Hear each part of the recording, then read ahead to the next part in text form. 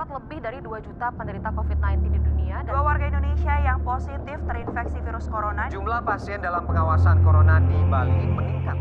Terdapat penambahan kasus konfirmasi positif yang baru sebanyak 114 kasus, sehingga menjadi 1.528 kasus. Ada 218 kasus. 6 April adalah 8.000 sehingga totalnya menjadi 12.071 orang, jadi 12.438 orang. Sejak COVID-19 masuk ke wilayah Indonesia, setiap harinya korban yang dinyatakan positif semakin meningkat. Banyak spekulasi yang berkembang di masyarakat karena dianggap pemerintah tidak terbuka akan hal ini. Lantas, bagaimana tanggapan pemerintah? Opsi yang kita pilih adalah pembatasan sosial berskala besar. Oleh sebab itu, pemerintah ingin memberikan perhatian besar kebutuhan pokok masyarakat dan parkir, para pengrajin, pedagang kecil, pelaku usaha mikro, dan masih banyak lagi. Artinya, mereka yang berpergian harus dalam keadaan sehat dan kembalinya pun harus tetap sehat.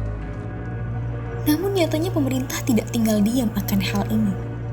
Mulai physical distancing hingga memberanikan diri untuk melakukan PSBB. Tentu ini adalah cara yang diberlakukan oleh pemerintah untuk meminimalisir keadaan yang ada dan memastikan bahwa masyarakat tetap dalam keadaan baik-baik saja. Namun semuanya tidak semudah itu. Indonesia yang dikenal sebagai negara dengan keberagaman agama dan budaya harus puas hati untuk tidak melakukan ibadah di tempat ibadah yang semestinya harus dilakukan.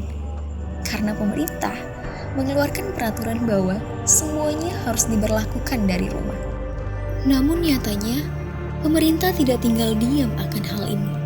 Ada banyak sekali upaya yang dilakukan untuk memastikan bahwa masyarakat dalam keadaan baik-baik saja.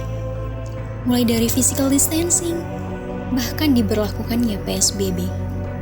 Bukan hal yang mudah, namun pemerintah yakin bahwa masyarakat akan berusaha dengan semaksimal mungkin saling membantu untuk meminimalisir keadaan yang ada.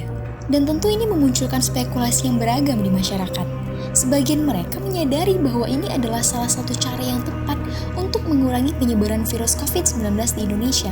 Karena kita tahu, beribadah umumnya mengundang banyak sekali massa ke tempat ibadah. Namun beginilah keberagaman di Indonesia. Bukan hanya mereka yang setuju, tapi mereka yang tidak setuju nyatanya menganggap ini adalah suatu paksaan dan larangan bagi mereka yang ingin beribadah kepada Tuhannya. Akhirnya mereka tetap pergi beribadah dan tak jarang terjadi selisih paham antar umat beragama karena perbedaan keyakinan mereka.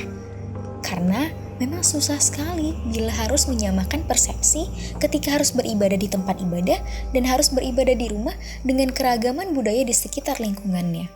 Namun percayalah, semua agama selalu memberikan kemudahan bagi para pemeluknya untuk beribadah. Oleh karenanya, mau beribadah di rumah ataupun memang ingin pergi ke tempat ibadah, baik masjid, gereja, maupun yang lainnya, tetaplah patuhi peraturan yang ada. Untuk semuanya yang masih beribadah keluar rumah, pastikan masing-masing dalam keadaan safety dan tetap jaga jarak dengan yang lainnya. Bukan karena tidak suka, namun ini adalah salah satu cara pencegahan yang tetap kita ikuti dengan aturan yang ada. Dan bagi semuanya yang beribadah di dalam rumah, terima kasih sudah mengikuti peraturan yang ada dan tetap semangat. Saudara-saudaraku, anggaplah ini adalah ujian dari Tuhan, agar kita lebih introspeksi diri lagi dan lebih bersyukur atas apa yang kita miliki sampai hari ini. Percayalah, walaupun keadaannya seperti ini, namun keimanan dan juga kepercayaan kita kepada Tuhan akan senantiasa membimbing kita ke jalan yang lebih benar.